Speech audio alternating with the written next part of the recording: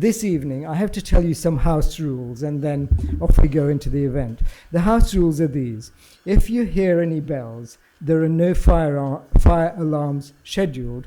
Therefore, it means we've got to get out of here. In order to get out of here, please head either over there to where there's the sign of the little running figure, and you'll find stairs and a passageway which takes you out into the street outside, or back to the lifts where you came from. Don't use the lifts, but follow the little sign there out into the street and see you outside. If you need to use the facilities, easy to remember, same directions. There are toilets down there, there are toilets over there as well.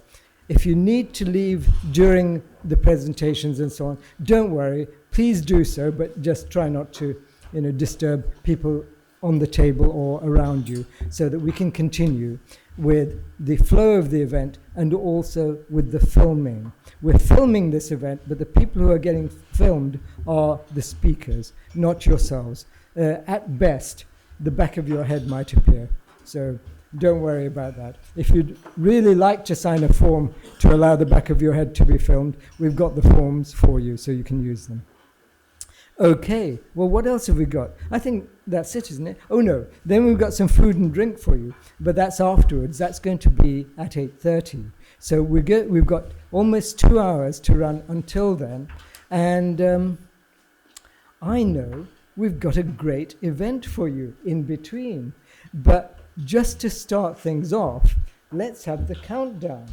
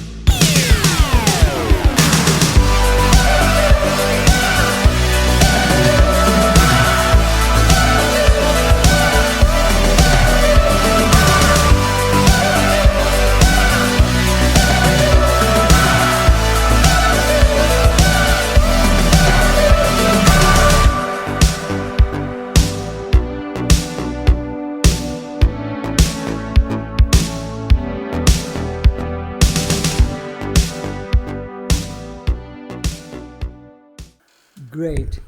Joachim, if you'd like to go to my presentation. Yeah? Well, that's in case there was any doubt or you were in the wrong place. This is an ISACA London chapter event. Welcome. And welcome to all the BCS people who are here as well. As far as other introductions are concerned, well, I'll introduce myself. My name's Dalim. I'm events director for ISACA London chapter. But I'm pleased to say there are a number of my director colleagues on the ISACA London chapter board who are also here. And would you people like to just wave your hands just to indicate who you are? 1, 2, 3, few others. Great, that's fantastic. And we've got other people who are associated with ISACA here as well. Now, we've got 2 people that I want to particularly introduce you to. And if we go to the next slide, please, Joe, then I can introduce you and give you a little bit more information. I've got some more information about the other events we've got coming up in the next month or so. But this is about tonight. We have a super collection of presentations, 2 to be exact, and they will be given by Richard, who's over there, Richard Hollis, and his talk is entitled Dance Band on the Titanic. He's the man with the cruise voucher, I think, although it's possible he might be looking to sell it. So if you're keen on a cruise voucher, check him out and see what the going rate is. And following that, we've got a very well-known ISACA person who, in the shape of Alan Boardman, who's sitting just here, who will be telling us more about the world of ISACA in the future few months. And that is, as you see, things to do with CSX, things to do with our 50th anniversary, which is a very important event we've got coming up. And, in case you'd forgotten it, things to do with COVID 2019.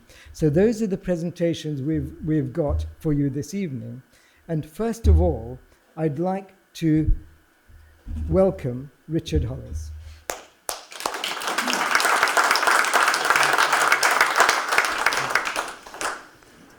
Thank you, sir. I was going to tell you to hold those applause. I can't stand behind the podium. I usually start anytime I speak. I haven't been here in a long time, but if you've seen me speak before, I'm an American, so we usually start with a lot of apologies. Apologizing for being an American, apologizing for speaking too quickly, for speaking too loudly. Anyway, tonight I have to apologize. I have a cold, and thank God for boots. So I'm a bit hopped up on medication. I can still see you, I can still hear you out there, but a lot of this is going on in my head, and usually when I take over-the-counter medication, I think I'm funny, but I'm not that funny. So if I embarrass myself or say something odd, let's write it off on the over-the-counter drugs. Second thing, I really appreciate a forum like this because I've been part of ISACA for a long, long time, and it's the only membership that I invest my time in. I run a consultancy, no product, just consultancy, common sense practice, so I'm in the front line every day, and I don't have a lot of time to invest in a membership like this. And when I do come, I look for something that's something I can take away that's different, and I hope when you get past the attitude, that's what you see I've tried to do here. I'm getting old, and I'm dealing with that.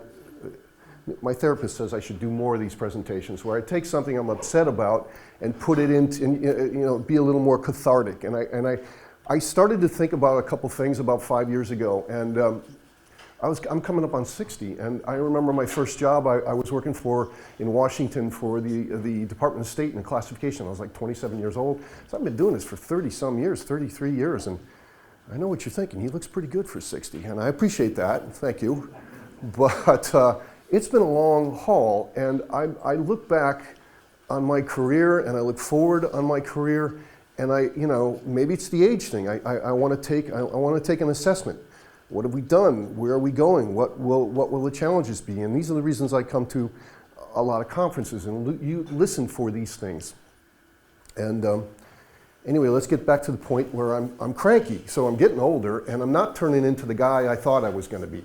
I'm a lot more. I'm like that in my neighbor. Remember when I used to kick my ball on his lawn and he'd never give the ball back? I'm turning into that guy.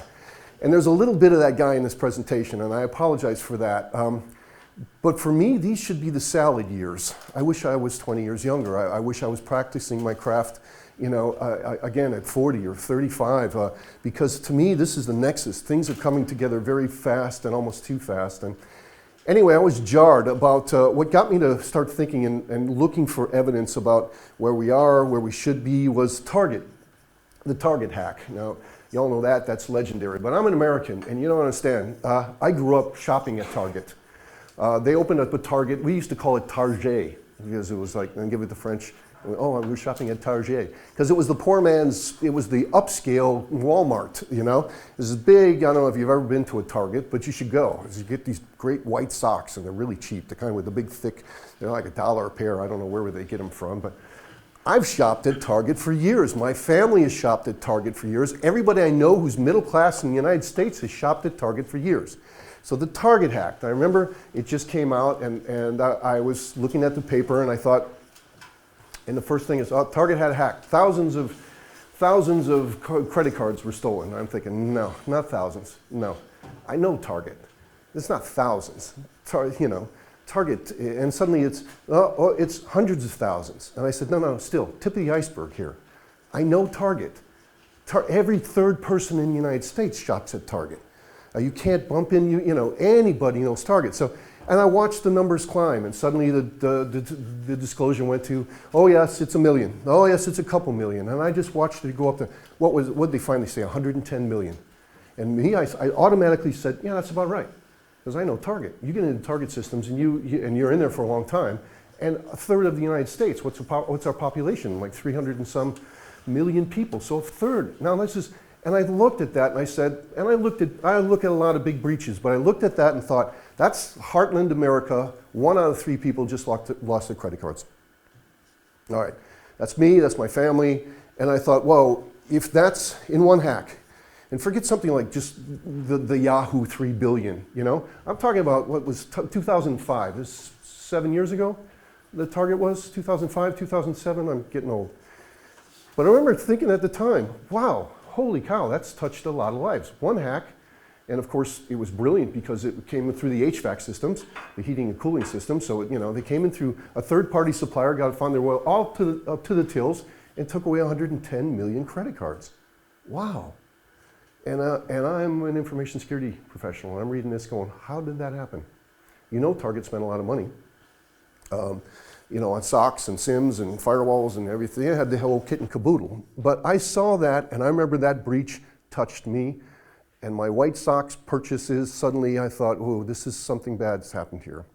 All right, so anyway, I just give you that preface because I started to think, we're not doing too well. Target, who is absolutely a premier, enterprise who understood information security. If that can happen, I thought, all right, we don't have a grip on things that we think we can have a grip on, right? All right, so I give you that in terms of just looking at this, because then I started to look for evidence, other evidence. I certainly felt if this is the best we can do, and Target is representative of the types of losses that we should expect, we will incur and we should expect. And it has been, I think. In hindsight, it absolutely has been. Target now is nobody, you remember Target because it was an IoT hack, some 7 years old, but you don't remember that it affected 110 million people. And then just recently, Yahoo 3 billion people account. I didn't even know 3 billion people still used Yahoo, for crying out loud. All right, so anyway, I started to think, I'm coming to the end of my career, and I'm wondering if I'm just the dance band on the Titanic. I'm wondering what I'm doing, is it really worth anything? So I started to look around for basic concepts and to get my footing. And this is the first thing I thought of, which is, I picked this up from a conference 10, 15 years ago. You've seen this, that the internet, quite frankly, was never designed, it was never built for purpose. All right, old 60s concepts, suddenly the dot-com boom, we all tried to make money on the internet, but it was never built for purpose. Okay, there's no regulation. There's no, ISPs didn't have to get certified to, servers didn't have to be hardened to be a part of the internet. Nothing like that was going on. We just all found ourselves on the internet, processing, storing, transmitting information, and security was a secondary thought, right? But, so when I look at this and say all of our systems are connected to the internet, and the internet was not built for purpose. We've done bits and pieces, we've plugged things on, but quite frankly, we're the ship. Here, let me go back to my metaphor, because it's a cool metaphor. It actually works all the way through the presentation. The ship we're riding on was never built for this voyage, okay? That made sense to me. I looked at the internet and said, I don't know what we're doing on it, but we shouldn't be processing, storing, or transmitting people's financial data or DNA or medical records. It sure wasn't built for that. And the assumption on us that we can secure that is built on the foundation that is securable. But it was never built for the voyage. It was my first feeling that I looked at. Then I thought, well, I'll tell you, I haven't attended a conference where I haven't heard that my industry, the way we approach things, we're a bolt-on, right? Security, bolt-on. Never security by design. What a great concept. I loved when we started talking about it. Well, we've never done it. We still don't do it. Security, bolt-on. Here's Wi-Fi. Oop, bolt on some security. Okay? Cloud, let's bolt on some security. Always after the fact. We're always running to catch up on the train. Okay? So we do it first, secure it second. It's a bolt-on approach. And, I think that's a terrible a terrible thing to be known for our industry. And it's not you, it's just, but then I started to think, all right, what about the bolts? Anybody hear of Wyszynski's theorem of forensics? You didn't, I just made it up. All right, but I started to think, now wait a minute, if we rely so much on these bolts, we rely on vendors. We rely on vendors to secure our systems, right? That's we do. And vendors sold us firewalls 15 years ago, and then they said, no, you need IDS, no, you need malware, no, you need IPS, not an IDS. We're always buying stuff. But when you think about the concept, I'm sorry, and this to me, like I said, a 60-year-old cranky guy, I started to think about, wait a minute, has anybody questioned that it's not really in a vendor's best interest to solve our security computing problems? In fact, it's not in their commercial interests to solve our computing problems. Kind of like the pharmaceutical industry, how it's not in their best interest to cure the common cold, because they make a lot of money selling things for the symptoms. Anyway, yeah, that was the whole point. Around my office, we call it the WTF theory. But we don't question that. But throughout, when I interact with a client, he just wants to buy a product and buy a product and product. Square peg, square hole, security done, let's move on. Next, where's the biscuits? And this has been part of our industry thing that I don't think has been put front and center. That natural recognition that it's not in a security vendor's best commercial interest ultimately to solve our security problems.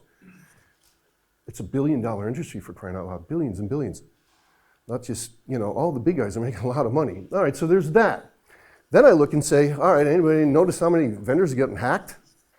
There's been a rash. RSA lost their cold. All the vendors, the bolt providers, suffer the same problems we do. That's not good. We're looking to them for solutions, and they're giving us problems, and they have their own problems. RSA loses code. That's got a bigger impact than 110 million people losing credit cards. So our vendors are getting hacked. Our vendors are no better off or no better than we are trying to secure our enterprises. I'm starting to sound cranky now, aren't I? That's not the cold medicine talking. That's an actual, no matter how you feel, and there's some great products out there, absolutely, but at the end of the day, we're depending on them, and we're only as secure as Microsoft allows us to be, or Azure platform, or any product, any service that we're assuming there's a built-in security mechanism in there. Okay, so, all right, threat vectors. And I tell you, yes, I'm long in the tooth, but I've watched this. I remember one of the first conferences I went to 15 years ago was on spam, where you had security professionals sitting there listening to the security problems associated with spam. I guess that was loss of productivity. I don't know, but I actually went to one. I'll tell you, I actually spoke at one. That's how embarrassed I was. All right, then we go off, and then it's script kiddies, site defacements, denial of services, and then it was anonymous, and then it was, these hackers, this nobody understood, but then remember our fixation on insider threat. Remember, we all were going to insider threat conferences and buying data leakage products, and remember, it was like a phase. For me, it was like the 70s, but with wearing bell bottoms. I went through a phase where I thought it was all about insiders because the industry told me to think that. And I'm not saying, and yes, absolutely, it was a threat, but it was, for me, then we moved on to cyber criminals. The people who are in it for money, right? The money makers. And then we moved on to, hey, I don't know if you're paying attention, but everybody's on the web hacking everybody. That goes back to my build for purpose, There's no regulation. There's no right, there's no wrong, there's no moral ethics. I had a client once, I thought he was, and I've told this story millions of times, and he was in a very strange, I'll tell you, he was in the adult online entertainment industry. And he had zero tolerance for breaches, and he's never had a breach. And we did a pen test for him. And he's the second largest provider in the UK. And we couldn't find a warning, not a low, medium, high, forget that, we couldn't find a warning. We couldn't find a little string to pull in doing a pen test. Now, if you're familiar with pen testing, that's unheard of. And I went to this guy and he said, we gave him the pen test thing for free. Because I said, we've been on this, we doubled our time, we haven't found anything. And he goes, good, you would have found something, we would have fired somebody. And I looked at him, I said, what do you know that I don't know? And he said, I know this. On the internet, you're either our client or you're our enemy. I've never, and in all the 15 years I've been working in the UK, I've never met a CIO who could articulate a strategy better than that. On the internet, you're either our client or you're our enemy, period. I wish my bank had that kind of attitude that porn providers do. And this is porn industry where, you know, they're phenomenal for giving spyware and keylog and all this crap. Why? Because you're just browsing, you're not a client. Anyway, my point is that you know, we look at these things, but we don't understand. On the internet, there is no governing body. There's no police force. Police look for pedophiles, certainly. But they're not out saying, hey, don't run these scripts. Hey, wait a minute, that's not right, that's not right. There's no ethics practice on this internet. So competitors are hacking competitors. Look at Boeing and Airbus. Oh, it's like when I was a kid, they had those spy versus spy comics during the call. Look at the relationship between Boeing and Airbus. They openly go after each other. It's not an insider's joke anymore. It was 20 years ago, but anyway, I said, but who's not on that list then? I look at this and say, script kiddies, hacktivists, hackers, insiders, this is what we're protecting from. Guys, have you read the Snowden Papers? If you don't see things differently after reading the Snowden Papers and understand things have changed. And what was this? This is 2007? He came out 2007? Was it? How old is Snowden Papers? No, 2013, sorry, 5 years ago. I am getting old. So 5 years ago, read them. For me, this is a ho-ho. Nation states entered the game, all right? And it reminds me of, remember what, that was a good movie too, Crocodile Dundee, when he's walking his girlfriend through Central Park and some guy pulls out and says, you know, he tries to stick him up. He says, give me your money. This is a knife. And he goes, oh, mate, that's not a knife. This is a knife. And he pulls out a knife about the size of this kid. To me, that's how the game changed when nation states entered our threat landscape. Because protecting your systems, our systems, from a script kiddie or from anonymous or even an organized crime group in Russia compared to, you know, the NSA in Fort Meade or China, game over. So the threat, you know, the threat landscape. Every day I wake up and I'm old and I'm cranky and I read yet anew smishing and whaling and surfing and I thought, I can't keep up with all this. I get the concepts. I'm a professional, I do this, and I can't keep my finger on the pulse of how many new threats come out every single day with new technology. So if there's any constant in our industry, it's change, right? Change in the threats, change in the vulnerabilities, change in the technology, change. On something that was never built for purpose, on something that has a threat landscape that who's not invited to that party, who is not invited to this party? Can you think of one, if it's not script kiddies down to vendors, all right, backdoors and vendor products, and nation states, who is not there? This is enough. I don't have a presentation on this, okay? This is enough. I'm saying you've got these kind of threat vectors, you've got these kind of threats that we try to keep up with every day, all right? And then we got an APT. APT, for me, there was Target, there was APTs. I thought, no, things have changed. I don't know who named advanced persistent threats, but that was like firewalls with the bricks and the fire coming out. I thought that was a marketing, you know, that was brilliant. What's an APT? The Stuxnet came out, and that was 2007, if I'm right. That's over 10 years old. Over 10 years old, and I have clients that don't know what an APT is. They should have named them Oh My Gods or Laugh Out Louds or NSAs. But for me, the better name for APTs are these threats come from guys with money, expertise, and time. That's what an APT is. And while you and I, you know, had our heads full with this, suddenly to get our heads around an APT that works on, you know, that we're used to this. We're used to malware that's got a little attack vector payload, a minimum APT. You're talking about a 12 or to 15 step attack phase. Deep Panda, the new Chinese APT that they found 2 years ago, 48 steps. Ingress, egress, 48 steps. Get in, move around, a little more, move over here, don't get detected, egress, take command. 48-step attack phase. I don't think we as an industry have got our heads around this one, the 5 or 6 stage. APTs are a game changer. They absolutely are a game changer for me, and they should be for everybody. And yet, I don't see what we know what APTs are. We talk about them. They're now commercialized. You know that. They're not somebody picking up 48 steps, you know. Once that's done, Stuxnet's all commercialized. That's why you saw it go through, I think we're in the 7th or 8th incarnation of Stuxnet now. And it's commoditized. It's point and click. You put in target data, you hit click, it does it itself. And they're all, this is more news that disturbs me, they're all fueled on zero-day vulnerabilities, right? Vulnerabilities, they're unknown unknowns. The vendor doesn't know they're there.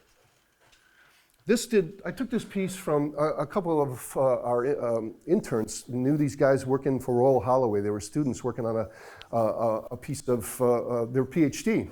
And they said, okay, now whether you believe in this or not, for me there's a touch of a right about this. If you think, if you look at 10,000 lines of code on the internet, okay, you're going to find one vulnerability that nobody knows about. This is the bit average. Okay, and right now the guess is, and it changes every single day, and I think this is about a year and a half, 2 years old, that somebody guessed that there was about 10 billion lines in the internet code. All right, so on that average then you're talking about, we should expect about 1 million unknown unknowns. Zero-day vulnerabilities. Now if you go to CERT and read the CERT listed, we got about 110 as of this summer. Known unknowns. We haven't scratched 90% of the unknown unknowns that APTs work out of, that are up to 47, 48 steps. I'm tired. You know, seriously, APTs have a bright future, a very bright future, with zero-day vulnerabilities, unknown unknowns, and we haven't cracked 90% of them.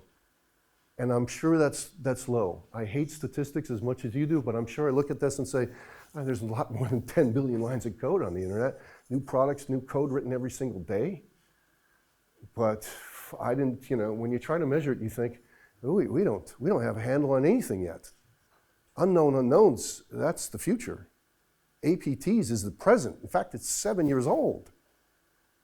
And we still haven't accepted it as a present-day threat on our landscape. Largest buyers of zero-day threats? This goes back to my Snowden thing. This is what Edward told me. Are the governments. The governments, you want to make some money nowadays, find a zero-day vulnerability, you know, the biggest buyer is going to be NSA or France or Israel or India or China. That's where the big money is. Selling zero-day vulnerabilities. And the largest buyers, governments. Now, I'm cranky, that's clear. But just think about that suddenly, okay? Think about think about what you and I learned of good guys and bad guys, right? We got good guys, we got bad guys. Suddenly the good guys are buying ammunition from the bad guys.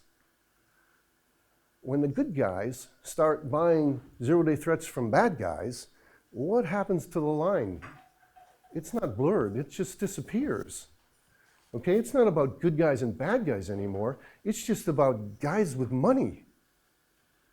Right? It's not black hat, white hat, it's gold hat. It's the people with the money who are going to be the biggest threat on the internet, right? And maybe that's the American in me talking when it's all about the money, but that's the way I see it. Bad guys, when bad guys sell, good guys buy from bad guys, where are you and I? We're in the middle of that, I guess. I don't know, but I feel unarmed. And all the stuff, the Stuxnet stuff, the stuff that NSA does, all finds its way back into the market in 2 years because they lose it. And then it's aimed toward BT or to, you know, to Amazon, Yahoo. It becomes commoditized, commercialized, and you and I struggle to defend it against it. It's called Night Nurse. What I'm on right now is Night Nurse. Highly recommend it. Really good. Can't feel a thing. Yeah. Maybe I'm sleeping now. Maybe you're in my dream. I don't know.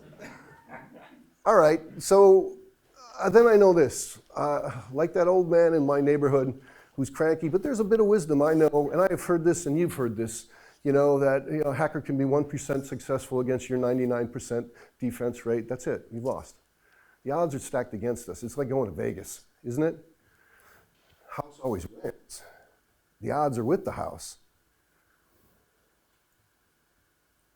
That was a dramatic pause, by the way. I didn't build it up right. Americans are usually pretty good at dramatic pauses.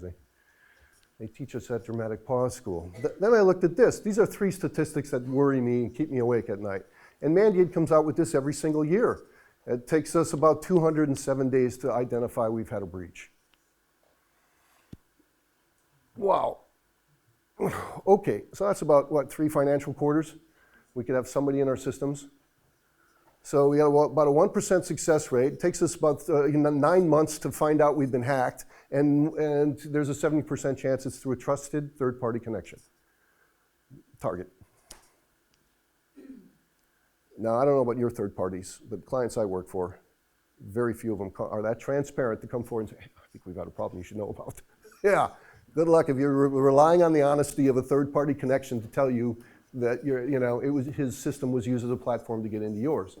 So those 3 things keep me up at night. Next, I look at Gartner. And I said, okay, so how are we doing this? What are we doing? And I look at Gartner and I see us moving from perimeter defense to, which is, protect and serve, to sandboxing and incident response. So I see I don't know about you, this is just the cranky old guy's opinion, but I see us, even our products, are going from protect and serve to duck and cover. It's not a question of defense anymore, it's a question of recovery from it. That's where the money is in Gartner, and it's been telling us that for at least 5 years. The dark trace and all these things, and all these, sandboxing, that's huge, isolation, all of these products now that we're saying, here's the solution, these are just duck and cover products. These are recover. This is if you get punched, drink a glass of milk. I can't come up with a good, after you get hit, okay, here, put a little salve on there. But this does nothing to protect us. Our protection days seem to be waning, I guess, is my point, even in our products. So I think our vendors are actually sort of resigning to, okay, the war is turned. I don't think we actually can provide a defense anymore. And then I look at the breaches. Now, I hate breaches because we don't have mandatory disclosure across the world. But one of the best things the Americans did was started mandatory disclosure in California way back when, and we started to get a feel of how big the breaches are. That's the only reason I found out about Target, is they were in a state that required mandatory disclosure, so they had to raise their hand and say, we lost some data. All right, but if you look at the breaches, I don't know. Since 2013, in countries where they have mandatory disclosure, we have now just passed 13 billion records that have been stated to be lost. That's another dramatic pause, but I don't think you even need it. Think about that. In less than 5 years, we've lost 13 billion records that are known losses. In countries where we've had mandatory disclosure, and raised their hand and said, we've lost data. Now, what's the population of the planet? About 7.12 billion. We've lost twice the population of the planet in 5 years. I don't feel too good about that. And that's a reflection I can't help but take personal as somebody who has a profession protecting data to look at that kind of data loss statistic. Quick question. Yes, sir. Does that mean it's lost, or does it mean it now exists in 2 places? It now exists in 2 places, but I think of it lost as a privacy. It is now, it's now the data no longer is protected from unauthorized access. All right, now you know why I'm on antidepressants. I guess I shouldn't have said that out loud, but it felt good to say it out loud, because I have plenty of reasons. So if I look at that, and then there's this thing, I thought, just like, I went back to my Target time. Remember, and I told you when I first heard that Target had X number, lost 1,000. I thought, no, tip of the iceberg. tens of thousands, tip of the iceberg. Millions, tip of the iceberg, okay? And then I thought, what am I saying this tip of the iceberg thing? And I came up with this, hey, there's this iceberg principle. Do you know what it is? This idea that what you can see represents only a small portion of what is actually there. Like an iceberg.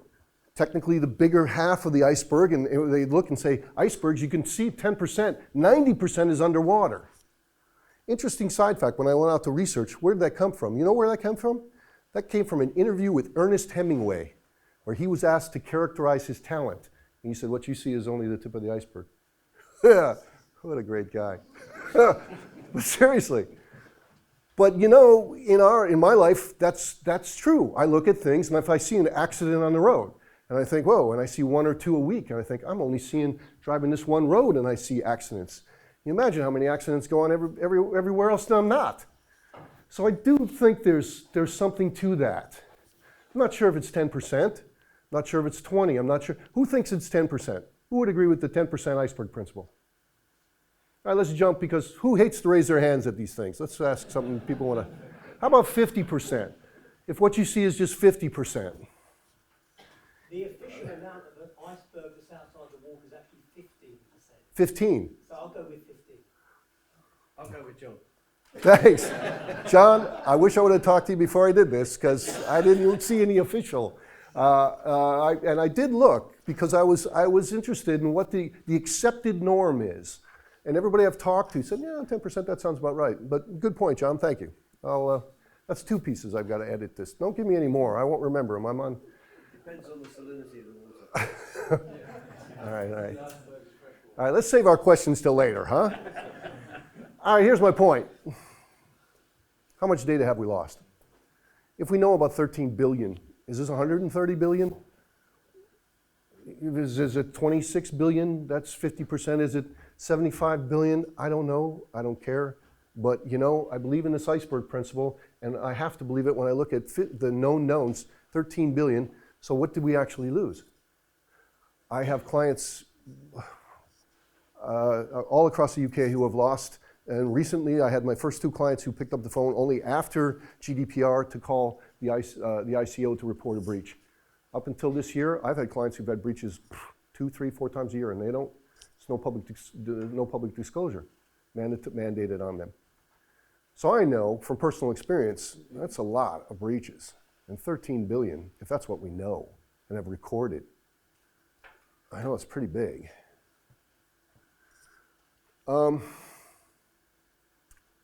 So I think we need help. I think that we don't talk about the internet's flaws. I don't think that we understand the bolts that we use, the products that we use are not fit for purpose as well.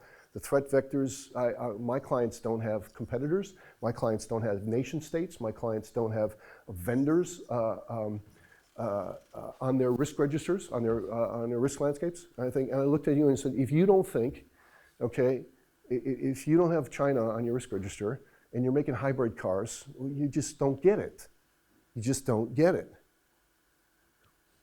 So I look at, you know, the threats, the odds, the time it takes us to even detect a breach, what the actual numbers could be, the breach statistic numbers, and this is what drives me to medication. And I didn't show up here to be cranky. It comes off that way. I started by saying, I'm an old guy. I actually think these are the salad days. But I don't come to conferences and we don't talk about these things. I don't like statistics. I don't believe in breach statistics. But I read them and I know there's something there. I know that because I work with clients and I see it firsthand. But I don't think we acknowledge the actual environment in which we deliver our services and practice our craft. All right, so that was the up part. All right, that was the first half of the presentation's the good news. The bad news is, if whether or not you believe in me, you know, whether or not you're cranky and on medication and in therapy, and you know, that to me is a realistic understanding of what we're working in. And then I look and I sit in my chair and I look at what's coming, and I think, oh wow, if we think we're on top of things now, and I think of the Internet of Things. Everything connected to everything, you know, ubiquitous computing, you know, Everything's, the physical into the virtual. All right, and this is not a presentation on that, but I think our systems are absolutely more complex, computing systems and everything, everywhere at the same time, constantly changing. Now I know, so there we go, constantly changing. We're moving to systems that constantly change. Over here we have threats and vulnerabilities that constantly change. And I think we got more complex systems with characteristics we still don't know. We don't have an intuitive feel for it. We struggled with Wi-Fi. We can't get our heads around cloud. You kidding me? We were barely getting a grip on wired systems. Suddenly, Internet of Things is here now. I got clients who don't even know the fire life safety system's connected to the local area network. And I have to explain this to them and show this to them. And I'm an old guy. So then we got quantum computing. So the way we compute is going to change in a big way. Anybody here understand quantum computing? I've been to 3 seminars, I've read 1 book, and I'm taking a course from MIT. I have no frickin' idea what it is. And I have an education. Quantum computing is great, but suddenly now, we talk about Internet of Things, quantum computing become a reality for us. The sensitivity of the data that you and I are charged with protecting is increasing. Why? Predictive behavioral data, right? This is the Facebook stuff that's coming up now, and everybody's starting to be aware of all data intrinsically has value. And we don't get that. Data equals cash, right? We don't get that. But predictive behavioral analysis gets that. From geolocation, where you were last week Thursday, where you are tonight, where you will be next week Thursday, there's money in that. There's big money in that.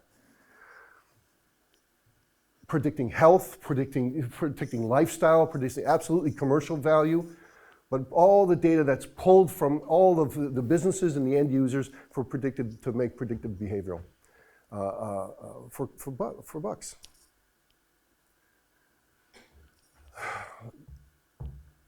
I remember I was really upset about geolocation. I was watching geolocation data just getting sucked out of, I'm thinking, everybody wants geolocation. Now the data grab is DNA. That's the next set of sensitive data. Your DNA, my DNA, DNA. Everybody wants it. I don't care if you're Jeff Bezos or Mark, everybody. In the United States, somebody just told me that, anybody here American? Good for you.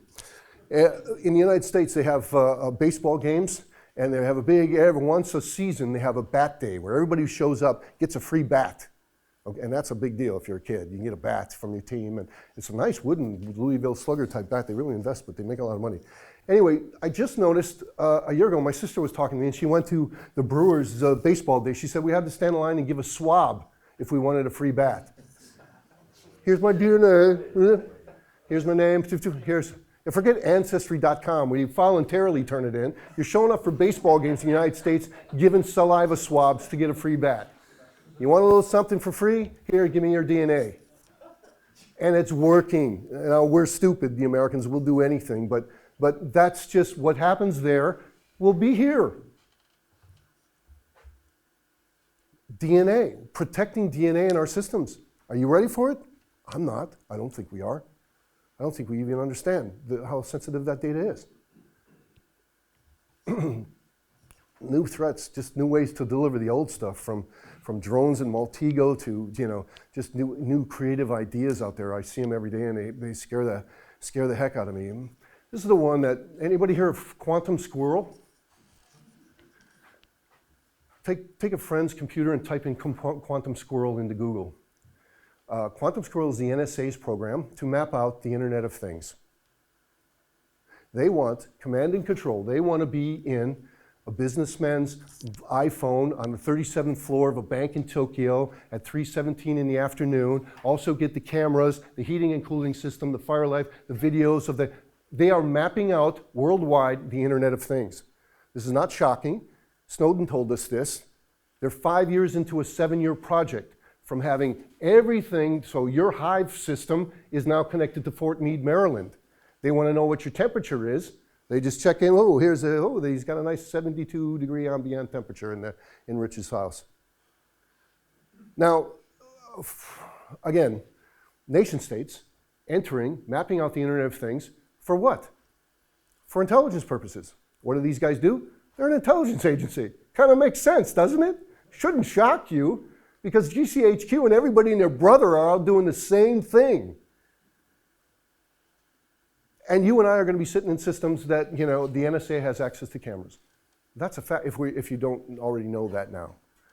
And these aren't trade secrets. This is, you just go out and look for it. Quantum Squirrel is a ugly, ugly thing. It's like that Batman.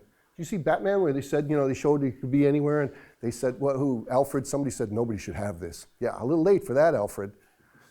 Alfred didn't work for the NSA. All right, we got quantum, so we got quantum computing, we've got quantum hacking. Then of course there's artificial intelligence. Like mine is, it's all artificial. I read, if artificial means copying the answer from the person sitting next to you, mine was artificial. AI threats or AI computing, and then, you know, watch this. Sure as I'm sitting here, when I'm long dead, you guys are going to remember, hey, there was a cranky old guy I remember seeing talking about AI, you know, and just maybe some hacker will come along and start using AI to hack into systems and AI to launch and design and launch APTs. But we'll be past APTs. Because, you know, AI will be, you know, they'll be gearing attacks to it. As soon as you get close to it, it'll be like running away. Not something you ever put your hand on.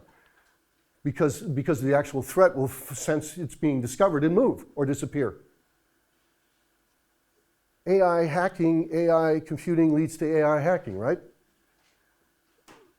Are you on top? Anybody here understand AI hacking or AI? Oh, you might want to, oh, well. So, all right, this is the point of bending your ear for the last 45, 50 minutes, whatever it's been, is I guess I ask myself, what am I doing?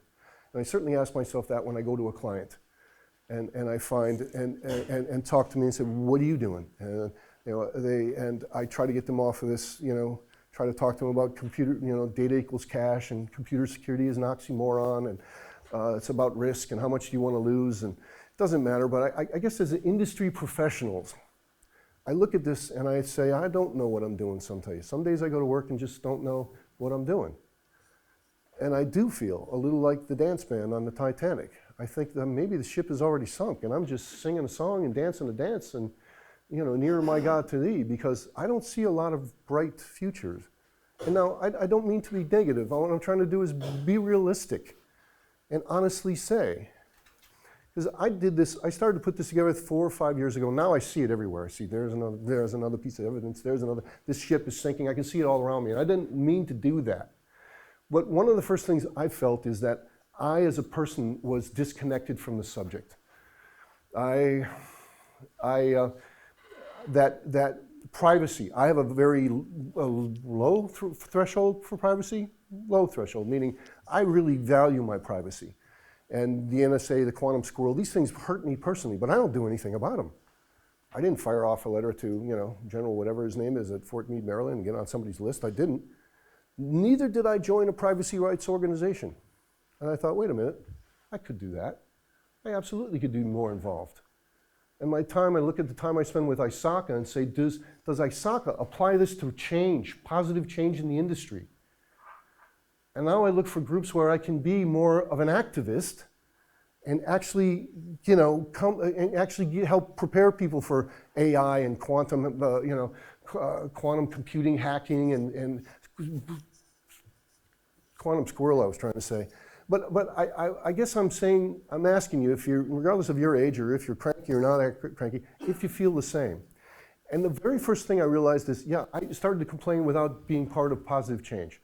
And it's that old Eastern philosophy, be the change you wish to see in the industry, you know, you wish to see around me. I realized I was guilty of that. I was absolutely guilty of that. Then I went out and found, I belong now to 5 privacy groups. You know, I'm an activist. I write angry letters to papers that don't publish them. But part of it is cathartic, but part of it is, I think, that's where my time should be spent, a certain amount of my time, being more proactive to initiate the change that I think our industry needs to see. And I honestly, that, you know, when you point a finger three fingers are pointing back at you, whatever that. I was absolutely guilty of that. I was complaining, I was whinging, and I wasn't joining any groups or signing any petitions trying to make a change. Now, whether I do or not, it doesn't matter. And did I feel better? So-so. I think a lot of it is just to ease my mind. But it's getting a forum like this to talk to you and see if you feel the same, to say, I've been doing this for 30 years. I wish I felt a lot more optimistic about the future. These are the salad days for people like us. Our current thinking, I talked about this sandboxing, endpoint detection, is this the best we can do? These are not leadership things. These are follower things. And I guess that's what I'm talking about. We can't look to vendors to be leaders. Vendors will produce things where the money is, right? Because that's what they do. They got a bottom line.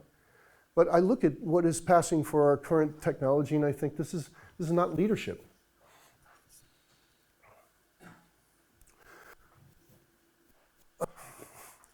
Somebody asked me to write down if I could design something, and I thought, yeah, okay. What if we could do this all over again? This is the kind of thinking I'm advocating. What if we could, first thing we want to do is, if we could fix things right now, we'd have to set up a unified authority. All right? I said the internet wasn't built for what we're using it on.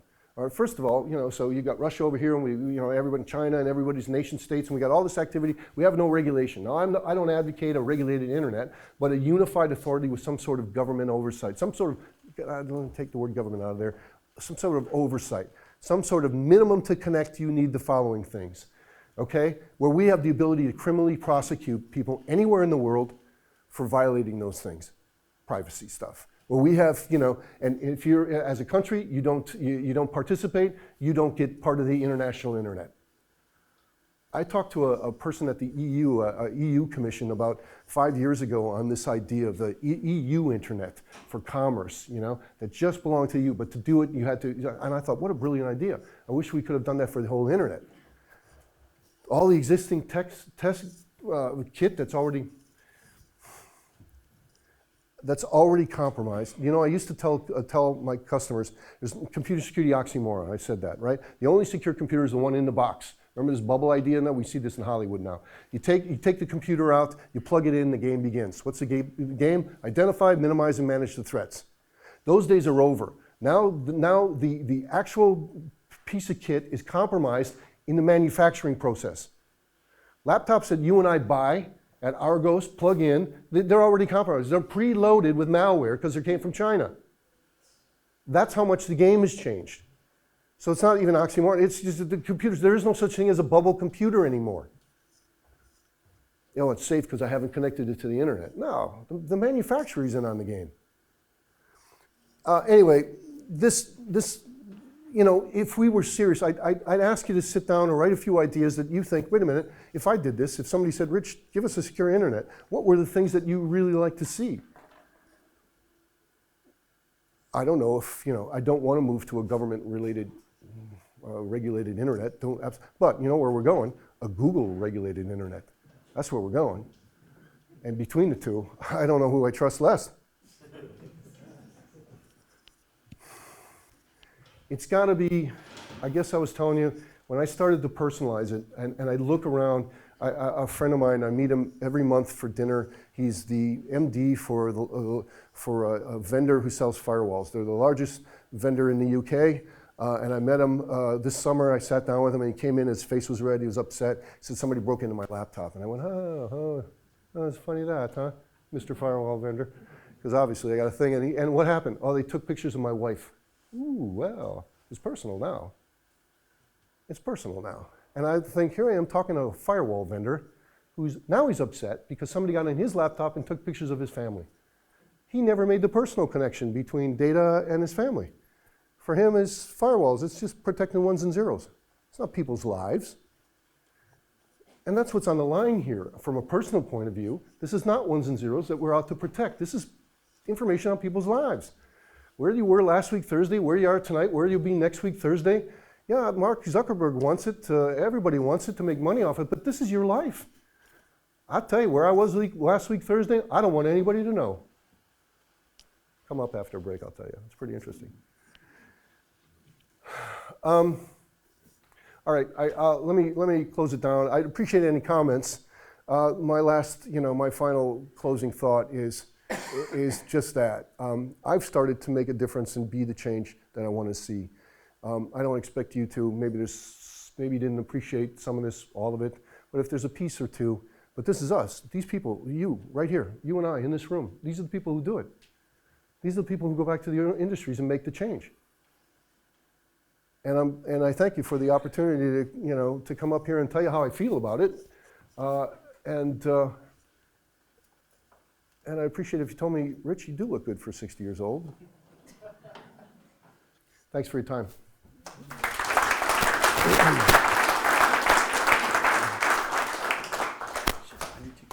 Great. Well, thanks very much, Rich.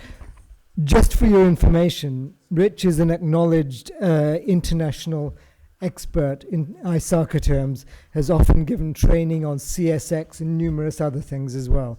Very much an ISACA knowledgeable person. Now, on that note, let's go to another ISACA knowledgeable person.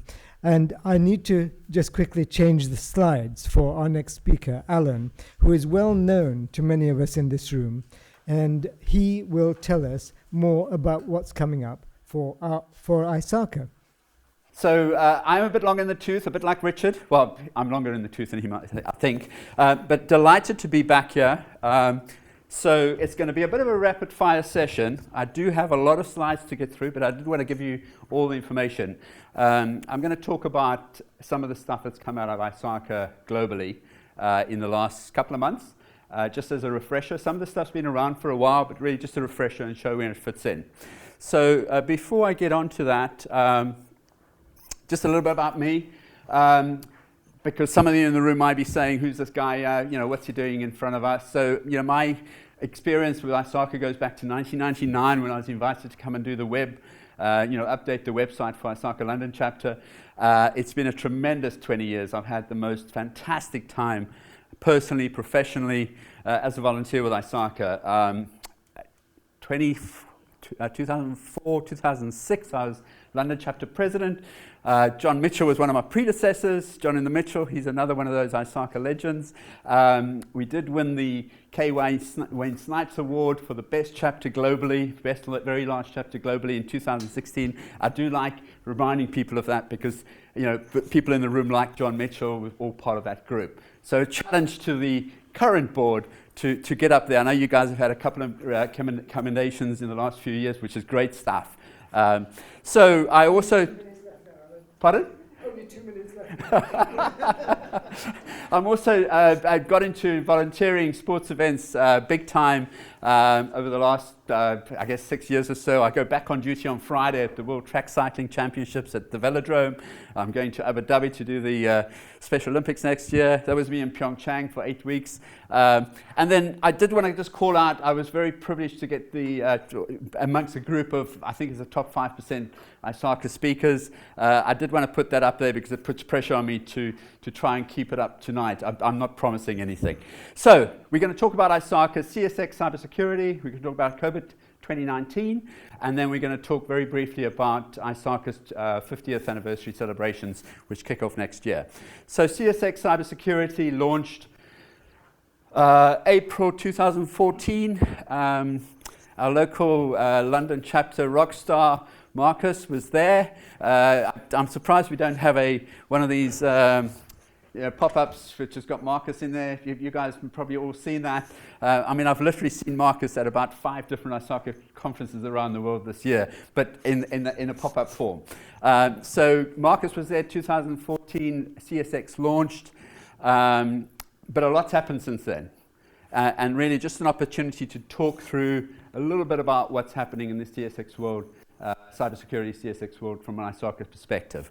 I think it was 2 or 3 years ago, Richard, at a December session, you gave us a CSX fundamentals talk, a 2-day course in 50 minutes or something, which was great. And I do remember you asking or maybe I asked the question, how many CSX fundamentals people we had in them. I think 1 or 2 people stuck up their hands. I'm going to ask the question again later on. I think maybe have a few more people this time. But I do want to talk about CSX fundamentals, but also a bunch of other stuff. So first of all, just the 2018 State of Cybersecurity Research, which came out earlier this year. I'll flip through that very quickly. Talk about the cybersecurity maturity framework that was launched in San Francisco at RSA in April. This is CMMI stuff. Carnegie Mellon, as you may recall, ISACA acquired that 2-3 years ago now, and working very closely with CMMI. A lot of the stuff coming out in COVID 2019 as well, which we'll talk about in a moment. Talk about the audit certificate, which is very, very new. It came out last month, so a little bit on that. Just a reminder of the CSX practitioner certificate and the stuff that ISACA is doing in that space in terms of providing a platform for that. I'm going to talk about CSX fundamentals very quickly, and then just finish off on the CSX cybersecurity piece, talking about ISACA and CMMI's culture of cybersecurity research. You can just flip through that quickly. So, just to warm you up, these are some things you may well have seen, but just to kind of remind you, some of the research coming out there, a lot of it's around workforce challenges. Obviously, this is where ISACA is positioning its cybersecurity training and platforms to address some of those gaps. 39% of respondents are still have an inability to understand business needs. That's actually a topic very close to my heart. I do feel that we can do so much more helping the business understand that they have skin in the game. It's not down to the CIO. CIO is clearly a very important partner, but ultimately the business needs to own those cybersecurity risks. I forget the name of the gentleman in the front here. I think was that the point you're making earlier on about the business really needs to be part of that. Although you're calling out the business as being a threat. That you were saying they were actually a threat. I don't disagree with that. So this is some of the workforce challenges that ISACA is seeing from its research. I'm not going to go through each one of these numbers. You've all heard of the kind of average. It's a big number. I don't know whether that 2.4 million is up or down. The average cost of malware attack. Richard had a higher number in terms of the kind of the dwell factor. The 50 days. It could be longer. It probably is much longer than that. Cyber attacks using email is still the most important vector in terms of launching these attacks, and we're just seeing these numbers going up all the time. So ISACA's research is I guess demonstrating that as well. So some additional cybersecurity points from the field. AI. I'm not going to repeat what Richard was talking about. Sandbox stuff, ransomware, IoT. We had GDPR earlier this year. Just calling out 1 or 2 others there. Crypto mining cryptocurrency mining is another big one. I think RSA had a lot of focus on that this year. So business concerns is from the National Association of Corporate Directors, the 10 top business concerns. There are only 3 that don't specifically call out the kind of cybersecurity space that we operate in. Again, I'm not going to go through each one of those, but number 3 there, organizations are woefully inadequately prepared for cyber threats. Businesses know they're exposed. They struggle to know what to do about it. I think we're no longer talking about, get it on the board agenda. Board of directors, they're smart people. They know what's going on, but their biggest challenge now is really understanding what they have to do. Are they doing enough? Are they using the right resources? What do they have to do? How exposed are they? And how do they recover? How do they have this resilience piece? How do they build resilience in their organizations? So those are some of the top business concerns. They all, with the exception of 3, revolve around digital assets, cybersecurity space. So let's talk very quickly about the cybersecurity maturity model that CMMI has launched. So this is an enterprise offering. What is capability? McKinsey talks about it as anything an organization does well that drives meaningful business results. So this is the space, obviously, that CMMI has gone into. There's some pros and cons in terms of why does capability matter from a resilience and a risk perspective. So understanding readiness, risk, and resilience. Again, this is some research that is showing that 87% of board directors and C-level executives say they lack the confidence in the organization's level of cybersecurity. That's a very, very high number. That is very, very worrying. And Richard made the point several times. It's the people in the room. It's us. Have we failed? I'd like to think not. I think we have so much more to do, though. You'll be familiar with the kind of 5 different levels that CMMI uses. This is a very generic across people, process, and technology. So that plays through. Obviously, there's a lot more depth and detail to go into, but that's just a very high level, some cybersecurity model across the 5 different levels. So more information, seek out the CMI Institute. I think there's a link from the ISACA.org page as well. But this is really a framework provided, or a tool provided to enterprises to do a cyber risk assessment. There are lots of different, modules within that, but it's available, as I say, launched in April this year. Is anybody actually in the organizations using this? Can I just have a show of hands? Yeah, I think, it's one. Okay, interesting. So, it has only been around for 6 to 9 months. I believe there is some uptake globally, but it'll be interesting to see how this changes perhaps over the next year or so. Right, so let's talk about the Cybersecurity Audit Certificate. This came out last month. It's very much aimed at auditors learning about cybersecurity, not the other way around.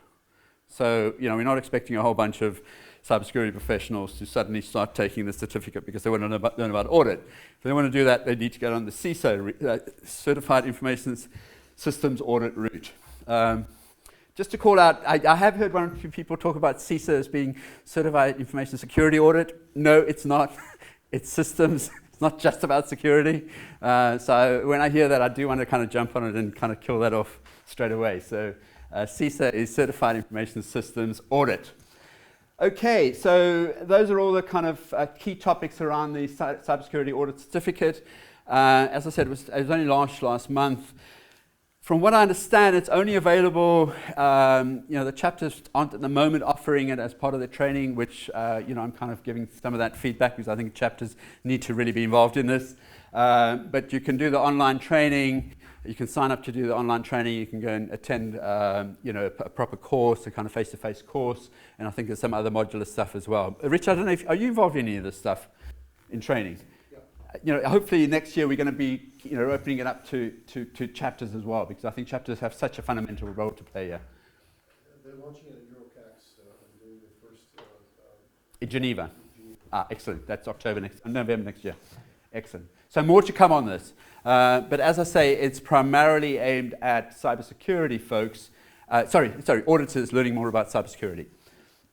So the CSX Practitioner Certificate, that's been around for a while now, but we now have this enterprise platform that enterprises sign up for, and in your own time, your own place, you sign up to these modules. Very modular based.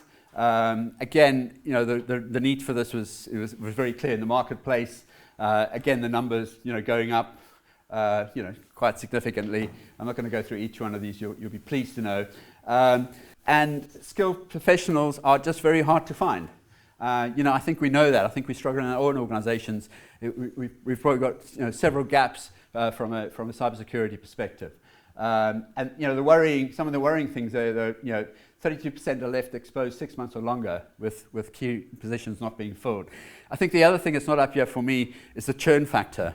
You get people, I don't know what the average life of a CISO, the average duration for a CISO is within an organization. It's quite short. It's probably two years, maybe even less. That churn factor is also very worrying.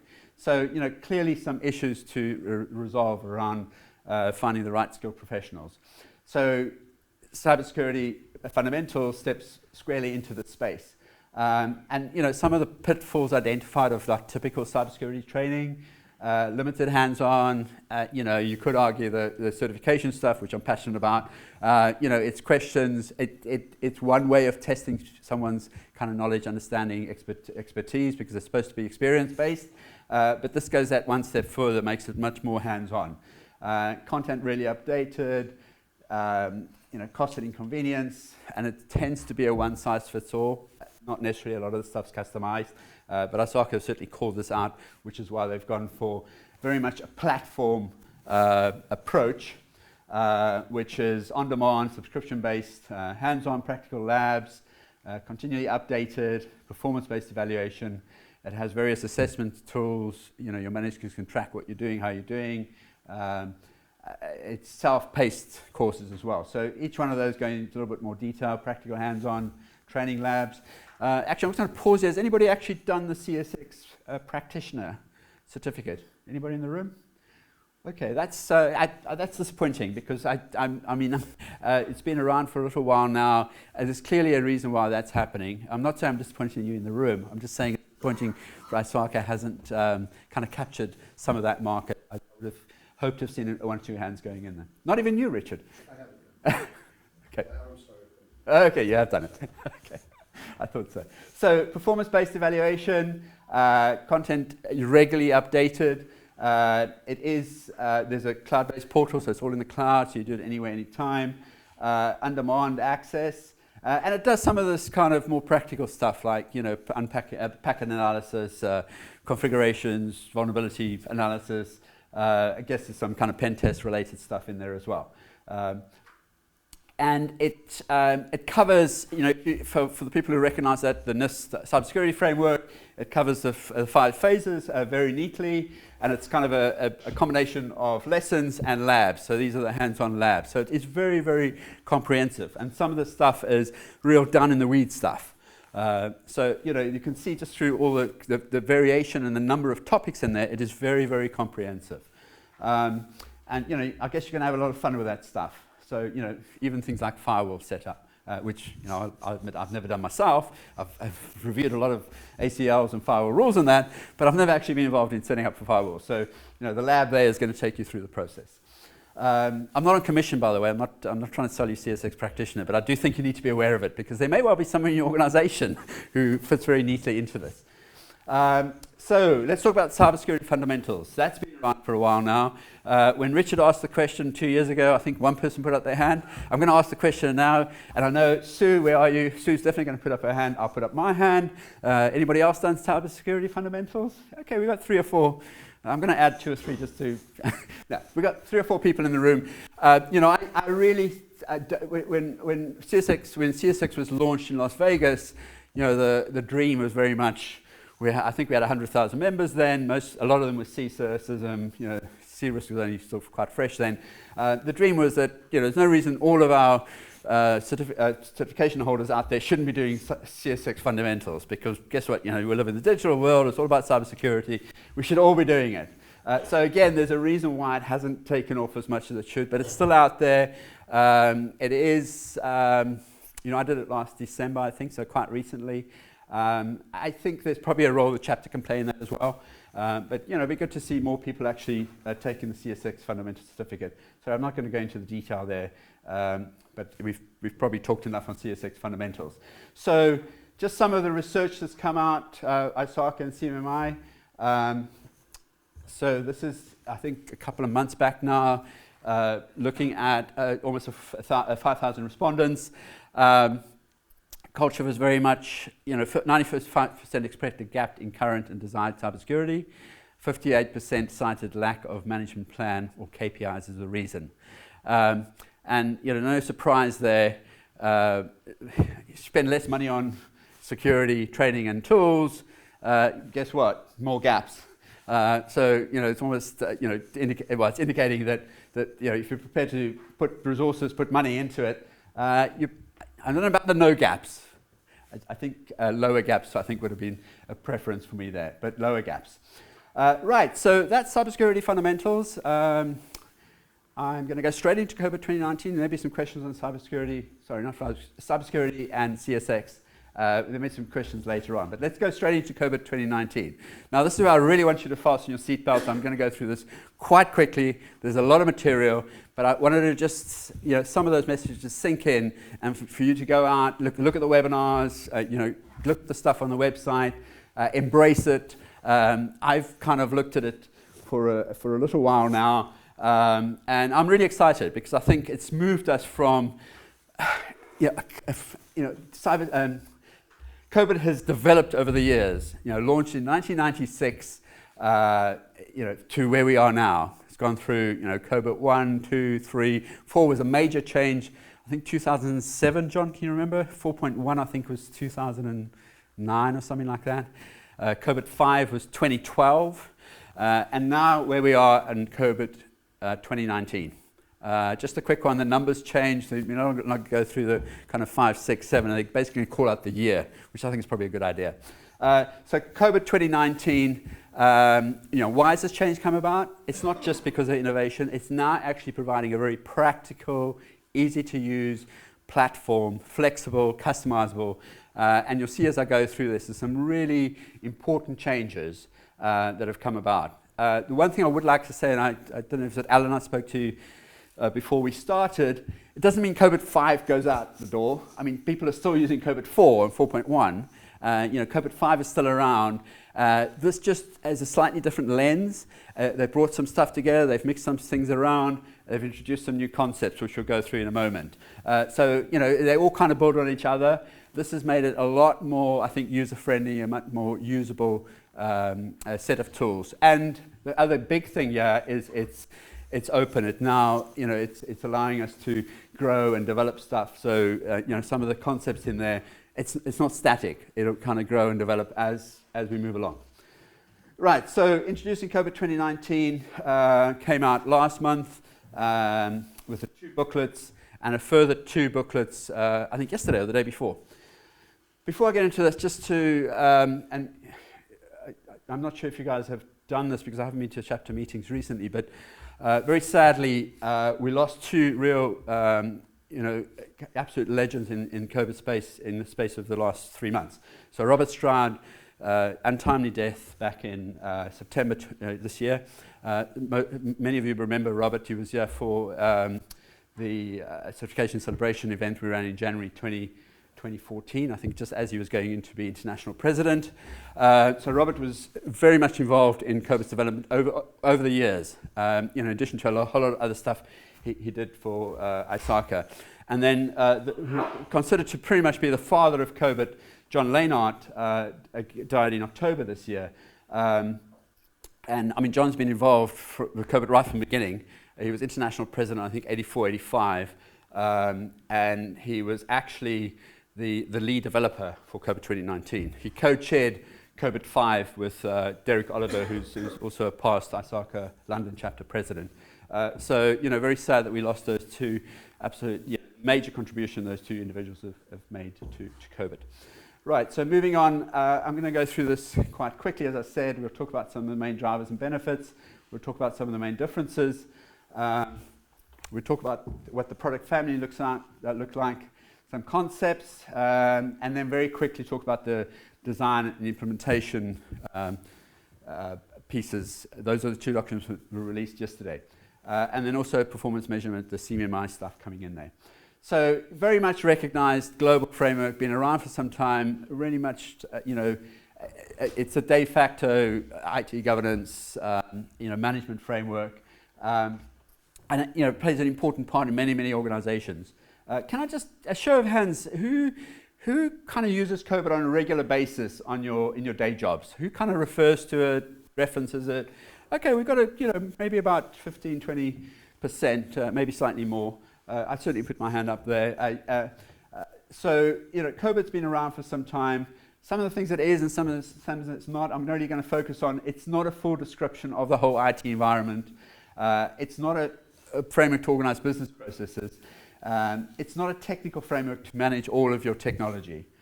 And it doesn't make or prescribe any IT-related decisions. It provides you with the tools to make those decisions. But it's very much a framework for governance and management of enterprise IT. You would have, astute amongst you would have noticed the INT. They've chosen to introduce INT into COVID-19 as opposed to just information technology. So it's information and technology. I'm seeing more and more organizations are starting to kind of use that distinction. I'm not suggesting you all go around and change your IT to INT, but I did want to front that because, again, you might spot that as we go through. So it defines the components to build and sustain a government system. It defines the design factors that should be considered. So that's an important addition to COVID-19. It's got a lot of guidance tools around design factors. And it's flexible and allows guidance on new topics to be added. So drivers and benefits. So we make sure we're staying relevant. We want to build on its strength and its kind of uptake in the marketplace. Address some of the feedback we've had on COVID-5. And obviously trying to help organizations optimize their investments in information technology. So I mentioned the IT bit there. I'm kind of neutral on this. I'll probably keep on using IT. I think people are starting to talk about the operational technology as well, which is very different from information technology. So OT as opposed to IT, particularly if you work in the industrial control, in manufacturing, or you have industrial control systems or SCADA or things like that. I haven't seen any mention of OT in this. I guess we're still talking about information and technology as opposed to operations technology. Right, so it's building on the strengths, so unique overarching IT framework. Talk about IT there rather than INT. It's matured and reached a high quality level of information in there. It's a business perspective on IT. So opportunities to really grow the uptake for COVID, but also to refresh what we had before.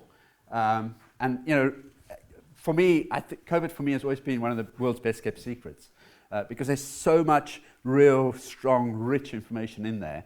But people kind of balk at the idea when they see, clunk, a big document landing on their desk, and it's like, 37 processes, and we've got to implement each one. No, you don't. So that's been one of the downfalls, I think, of COVID. It does feel a little bit like a massive, steep curve to climb to address. So what I think has happened in 2019, you can really follow the flow. So you can maybe focus on one process or objective, now they're called, and see all the relevant bits within that, as opposed to jumping around a bit and trying to work your way around a particular route. So some of the imperfections here: COVID users found it hard to locate relevant contents for their needs,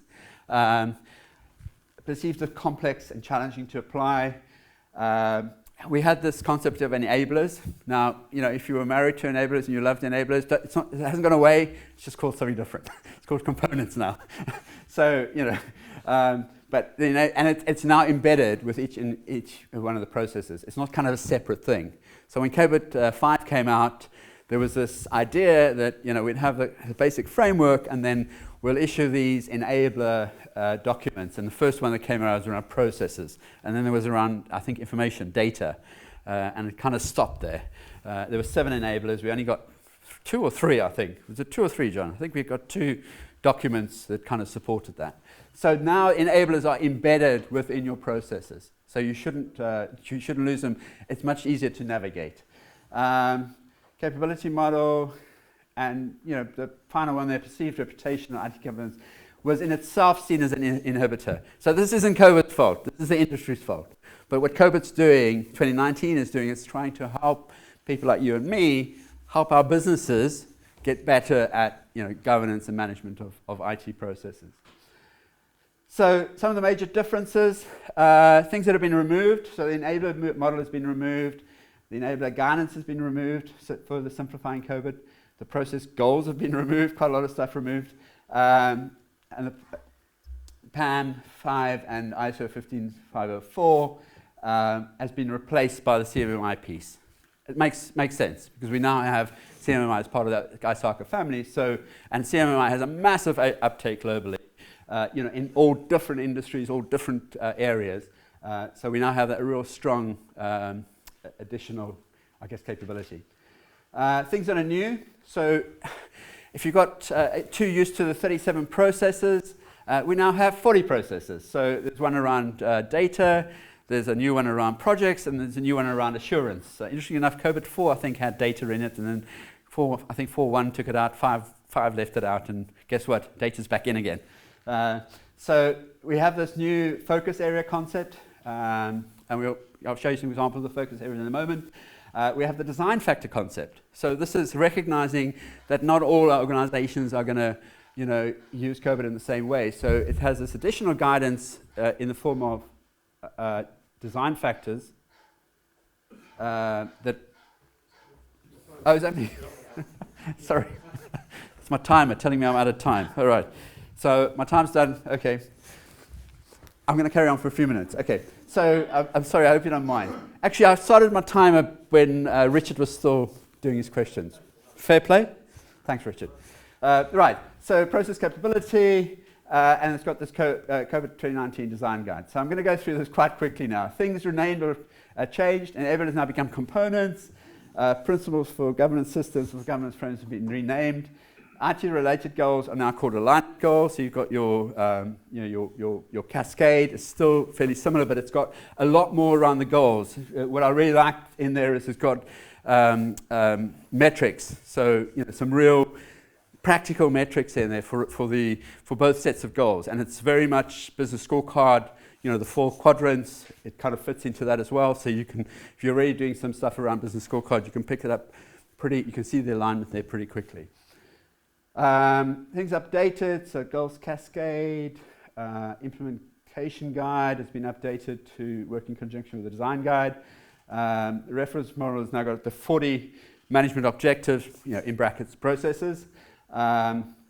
And IT-related risk scenarios. I haven't actually seen these. I think that may still be coming. So just in terms of how that all fits together, the COBIT 5 stuff in black, the new framework made up of the 4 documents, the introduction and methodology kind of sets the scene. Then you go into what is really the core COBIT piece, which is the framework, which has got all the the 40 governance and management objectives, used to be processes. Then it's got a design guide and the implementation guide. So those are the 2 documents that came out yesterday. The really big change here is, guess what? It's all free. All free for members. I think the first 2 are free to anybody. You just have to register. But if you remember, this is all free now. There was a big issue around COBIT 5 when it was issued. Members had to pay a small fee, and it became messy. So this is all free now. So I talked about the focus areas down at the bottom here. So those are some of the suggested focus areas, DevOps, SMEs, risk, security, probably IoT in there, AI.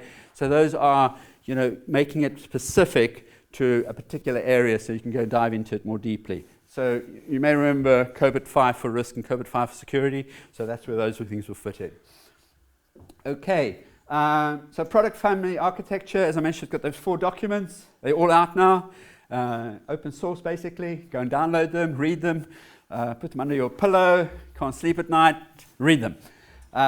Right, so this is what the whole kind of architecture thing looks like. Again, I'm not going to go through that in detail, but the middle piece there, the core, you'll see the 40 new, for the 40 governance and management objectives, processes, including the 3 new ones around managed data, managed assurance, and managed projects.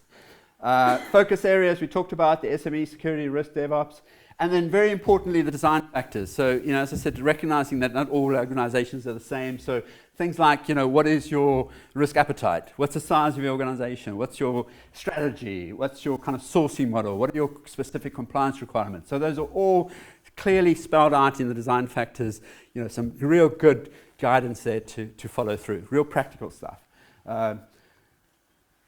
Okay, I'm just going to skip through these internal and external stakeholders. We're still on key concepts. I'm going to go through this quickly because I realize I'm out of time. So those are the key concepts, governance concepts and principles for governance system and principles for a governance framework. Again, there's underlying supporting guidance for each one of those. Metrics, that's kind of a given. You'll recognize I've still got the 5 domains, and those 3 new management objectives are slotted into those. So you've got the governance objectives and your management objectives, so no change there really. And that's what it looks like. Nice pretty picture. Again, print that out, stick it on your wall, stick it on your desk, live and breathe that. So, sorry, just quickly, it's now known as the, what was the process reference model, PRM, is now called the core module. So tweaking with the names here. Nothing major's changed. Key concept, goal cascades we talked about. And I mentioned there the metrics underlying supporting each of these. Key components, key concepts. Focus areas, I think we've talked about some of these already. So SMEs, information security, risk, DevOps, IoT potentially. Design factors, again, I think we've talked about in some detail. There's an example there. So what's your threat landscape? What's the role of IT? What's your strategy? You can add, many more in there, but specific to your organization. And there are examples and guidance supporting underpinning those. Design implementation. So, as I say, these came out yesterday. I haven't had a chance to look at these in detail, but it gives you some guidance around how you design a governance and management framework. So if you're familiar with the old the previous version, I think this just builds on that. You will be familiar with that model. Again, that's still in there. Performance management, so this is all tying it back to CMMI, using the 6 scale at this stage. So supports the CMMI-based process capability scheme. And that's where you go to get your training and certification. So there's the bridge training for people who are kind of coming from COVID 5. There's the COVID 2019 Foundation Certification Program. I think that launches in January. And then the implementation stuff, I think it's Q2 next year. So lots of opportunities there. And I'm hoping the London chapter is going to really support this and run some of its own training programs around this as well. Right, so that's COVID 2019 done and dusted. So you're all kind of experts on COVID 2019 now. 2 minutes left. I just want to talk about the 50th anniversary. So who remembers that? Most of you in the room probably not around when that happened, landing on the moon. Was it July 69? Guess what? I wasn't watching on television. I was listening to it on the radio because we didn't have television in South Africa. But I'm sure some of the people of my age in the room were watching that on TV. Was it 4 o'clock in the morning or something? Or 4 o'clock in the morning. So guess what else happened in 1969? ISACA started in Los Angeles. Small group of people, visionaries in their own right. You've got to give them just so much respect. And just got this whole thing going. And it's grown from there. Now, where we are, 160,000 members, constituents globally of almost 500,000 people that use our resources, our research, our material, our courses, our conferences. We've come a long way. It's been an interesting journey. I was actually watching on YouTube on the weekend a movie called $1 Billion Bubble. Has anybody watched $1 Billion Bubble? It was an equitable insurance company in the US that was basically just writing insurance. You remember that, John? I think we may have watched the chapter. It was brilliant. I mean, it's James Wood in his earlier day, Woods. And this was an insurance company that was using an IBM mainframe that nobody understood. The auditors would kind of walk in, and they showed this in the movie. It was a movie, by the way, not... actually, it happened in real life, sorry. It was a real case, but they made a movie about it. But the auditors were totally, they didn't cotton on to this at all. Eventually, they were writing enough insurance policies to basically cover everybody on this planet. So anyway, 1969, next year, 2019, is our 50th anniversary. There was a soft launch in Chicago at the Global Leadership Summit in October. The hard launch is in Anaheim for the North American CACs next May. So get excited. So I've just got a very quick thing for... this is where the audience participation comes in. So take out your diaries, take out your phones, and make a note of the 23rd of May next year. It's a Thursday. ISACA London chapter is running a one-day conference to celebrate ISACA's 50th anniversary. Honoring the past, innovating our future. So get excited, and I hope to see you all there. Right, that's me done. Any questions? Sorry I ran out of time a bit, over time. Thank you. I'm realizing that we've got food and drink outside, and after Richard scaring the living day outside of us, I think some of us probably need a drink. I'm going to be outside, so catch me outside. Now, would you go forward and forward again? That's it. Stop. We have got a few minutes left for me to just tell you about the next things coming up. The next things coming up will be in January. And is the first of them. It's supposed to be at Grant Thornton, and it will be at Grant Thornton. It's supposed to have 3 speakers on 3 different topics relating to security, but not cybersecurity. Now, that in itself tends to be a challenge these days. What's even more of a challenge is that the key speaker at Grant Thornton is somebody called Kev Breer. And I was very happy for him to speak because we've heard him speak before. And we know he's darn good. In fact, he's so good, he's just about to leave Grant Thornton and go somewhere else. So right now, I heard this afternoon. So right now, there's an opportunity for a security-related talk of about 25 minutes. So if you know of a great speaker who might be able to fill that slot, please come and see me later. Tell me.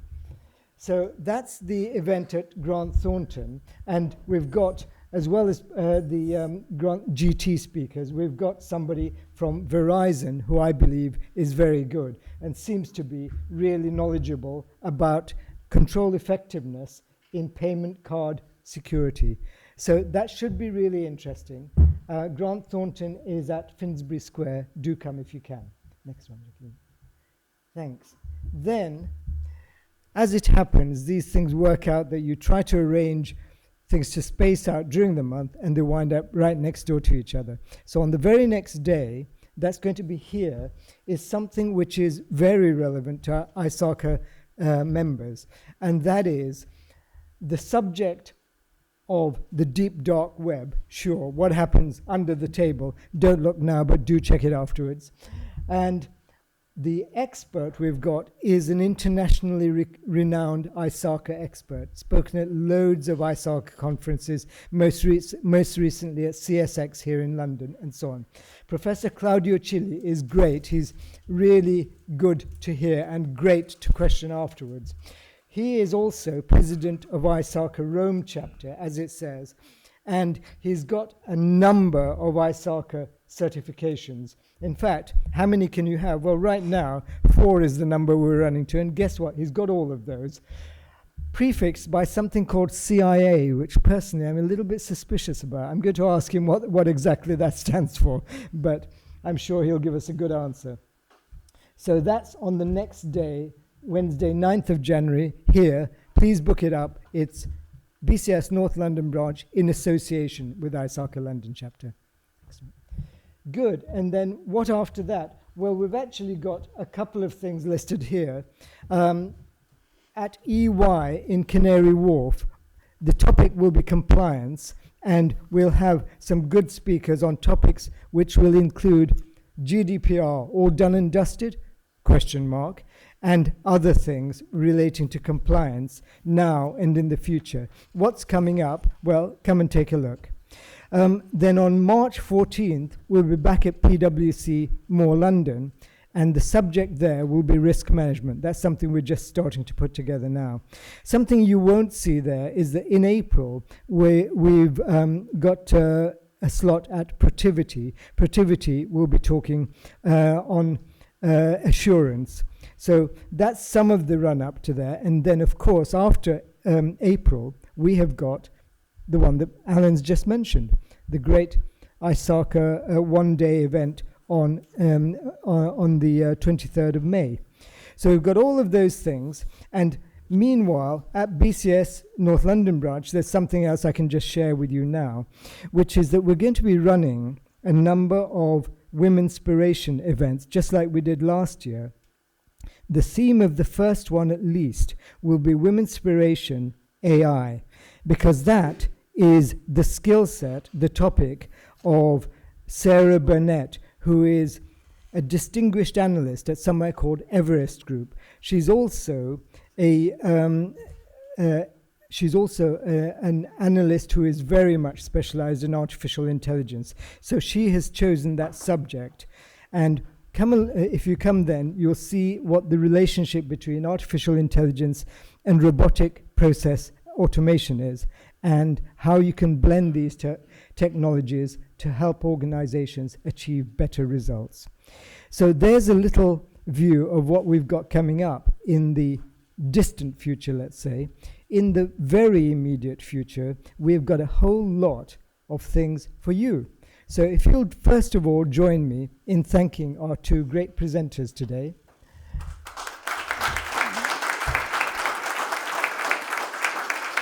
Yeah. Also, if you have not registered, would you mind going to see the man with his hand raised in the corner there? That is our president of ISACA London chapter, Ken Spence. Please go and see him because he's got the registration list and it's quite important that we do register you. Ken, did you have another point you wanted to make? Okay, thank you very much. Okay, so what else? Well, thanks for being part of this great audience.